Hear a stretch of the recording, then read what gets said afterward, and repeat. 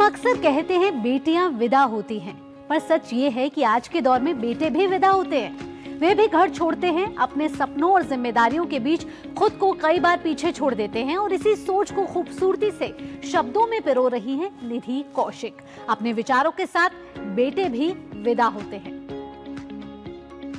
हिंदी साहित्य को बहुत पढ़ा है और मैं बहुत प्रेम करती हूँ हिंदी साहित्य से। तो जितना भी मैंने हिंदी साहित्य पढ़ा, तो जितने पुरुष लिखने वाले होते हैं, मैंने उनको बहुत क्लोजली ऑब्जर्व किया है कि वो ना जितना भी उनकी संवेदनाएं यानी कि इमोशंस लिखते हैं ना, वो महिलाओं के ज्यादा लिखते हैं, अपने नहीं लिख पाते। तो मैंने कुछ यूं लिखा था कि जब जब स्त्री लिखा गया तो लिखी गई संवेदनाएं, उन पर हुए अत्याचार, बेबसी और लेकिन जब जब पुरुष लिखा गया तो लिखी गई जिम्मेदारियां, परिवार के प्रति, समाज के प्रति, देश के प्रति।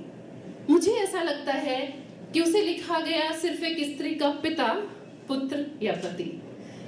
हमने आज तक पुरुष को कभी समझा ही नहीं। हमने पुरुष का केवल साहित्यिक निर्माण किया है, ठीक वैसा जैसा हम उसे लिखना चाहते थे। और असल में पुरुष उतने असंवेदनशील होते नहीं हैं। हमने उन्हें असंवेदनशीलता के साथ लिखा है। और दुर्भाग्य देखिए कि जब एक संवेदनशील पुरुष भी कलम उठाता है तो वो स्त्री को मुख्य किरदार पाता है और सजा देता है उसे अपनी संवेदनाओं से, क्योंकि उसे पता है कि एक संवेदनशील पुरुष होते हुए भी वो एक संवेदनशील पुरुष नहीं लिख पाएगा, क्योंकि उस पर विश्वास ही नहीं किया जाएगा कि पुरुष भी संवेदनशील होते हैं। हमें मोटिवेशन मिलती है लिखने की। कहाँ से ये रियलाइजेशन हुआ मुझे, मैं ये बताती हूँ कि मैं एक बार विमेंस डे पे कहीं पर गई थी, तो वहां पे सब चर्चा हो रही थी कि महिलाओं की जिंदगी में क्या क्या प्रॉब्लम्स है। तो सबको प्रॉब्लम्स किससे थी? आदमियों से। किसी को पति से, किसी को पिता से, किसी को पुत्र से। तो मैंने ये लिखा था कि मैंने जितनी आंखें देखी हर एक में दर्द था। मैंने जितनी आंखें देखी हर एक में दर्द था। दर्द अलग अलग थे लेकिन कारण मर्द था। क्या बात। तो मुझे बड़ा दुख हुआ। क्यों हुआ? जब मैं कैब लेकर वापस आई, कैब से उतरी, मेरा बेटा दौड़कर मेरे गले से आ लगा। जब मैंने उसकी आंखों में देखा तो मैंने सोचा यार ये बड़ा होगा तो ये भी वही मर्द बनेगा और ये किसकी आंखों के दर्द का कारण बनेगा। तब किसे कहा जाएगा जिम्मेदार? मुझे, मेरी परवरिश, समाज या मेरे बेटे को? तो तब मैंने ये लिखा था कि जो बचपन में दौड़कर माँ की छाती से चिपक जाते हैं, जरा सी खरोंच आने पर आसमान सर पे उठाते हैं, बुरा सपना आने पर सहम कर उठ जाने वाले वो लड़के किसी की जिंदगी को बड़े होकर बुरा सपना कैसे बनाते हैं। लड़के रोते नहीं, लड़के शर्माते भी नहीं हैं। लड़कों को ये कौन सिखाता है? हम ही तो सिखाते हैं।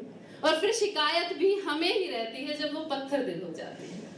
पर क्या सोचा है कभी कि हम जैसी कोमल माओं से पैदा होने वाले वो नन्हे नन्हे फूल बड़े होकर सूखा पत्ता कैसे बन जाते हैं? पर सवाल है इस समाज से कि क्या पत्ता सूख जाने के बाद एहसास खत्म हो जाते हैं? एहसास खत्म नहीं होते हैं। जिम्मेदारी होती है उन सूखे पत्तों पर भी पूरे पेड़ की, इसलिए खुद गिरकर नए पत्तों के लिए जगह बनाते हैं। और जब ठोकरों संग मिट्टी में मिल जाते हैं जज्बात सारे, तब भी वो लड़के रोने को एक कंधा तक नहीं। पर एक माँ होने के नाते मैंने खुद देखा है कि लड़के रोते भी हैं, डरते भी हैं और शर्माते भी हैं।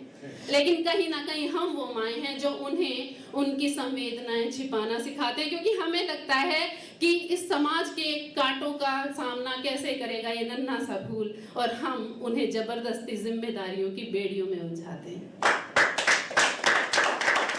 आप में से कोई भी किसी बेटे को पालेगी, छोटे भाई को पालेगी, तो उनसे मेरी यही गुजारिश है कि चलिए इस समाज को एक नई लचीली सी टहनी बनाते हैं और हमारे नन्हे नन्हे बेटों के जज्बात सूख जाने से पहले उन्हें फूलों की तरह सहलाते हैं। स्टेप बाय स्टेप लड़के कैसे चेंज होते हैं। मेरे फादर इन लॉ को कैंसर डायग्नोज हुआ अप्रैल में, इसोफेगस कैंसर। एक हफ्ते बाद मेरे ब्रदर इन लॉ को सिडनी जाना था। टिकट्स हो चुकी थी, सब कुछ हो चुका था, लेकिन जाना जरूरी। लेकिन पिता के साथ भी रहना चाहता था। अब जितने लड़के जो घर से दूर रहते हैं वो ध्यान से सुनिएगा। मैंने कुछ यूँ लिखा था कि जब घर का बेटा लाद कर सामान दूसरे शहर कमाने जाता है, जब घर का बेटा लाद कर सामान दूसरे शहर कमाने जाता है तो सारे परिवार का सर फक्र से ऊंचा हो जाता है, लेकिन गाड़ी में बैठने से ठीक पहले जब वो पूरे परिवार की ओर नजरें दौड़ाता है तो इतनी आंखें एक साथ नम देखकर उसका दिल भर आता है। पिता कुछ बीमार रहते हैं मालूम है उसे, पिता कुछ बीमार रहते हैं मालूम है उसे, पर वो अपनी जरूरतों के सामने खुद को बेबस पाता है। माँ से नहीं होते अब घर के काम सारे, वो माँ के कंधे पर अपनी पकड़ मजबूत बनाकर उसे अपनी मजबूरियों का एहसास दिलाता है। गाड़ी जैसे ही बढ़ती है नुक्कड़ से कुछ आगे वो हवा में हाथ हिलाता है और ठीक उसी वक्त वो कसकर मूंद लेता है आंखें और उसकी पलकों से एक आंसू आकर उसके होठों पर दम तोड़ जाता है। और कौन कहता है कि केवल बेटियां होती हैं विदा?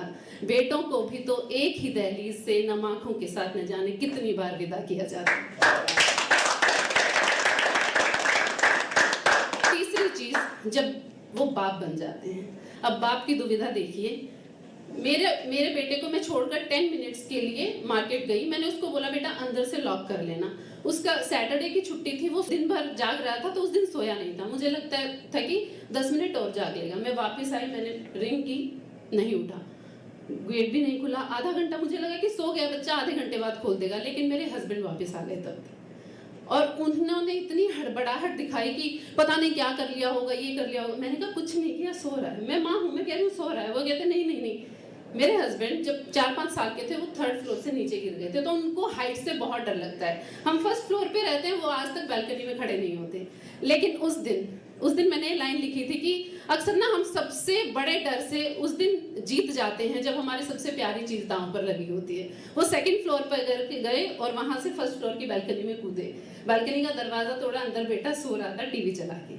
तो तब मैंने लिखा था कि माँ अगर पूरा घर है तो पिता उस घर की छत है, माँ अगर पूरा घर है तो पिता उस घर की छत है, और माँ तुरंत सीन करके रिप्लाई किया जाने वाला मैसेज है, और पिता कभी न भेजा जाने वाला खत है। क्रिएटर्स कॉर्नर में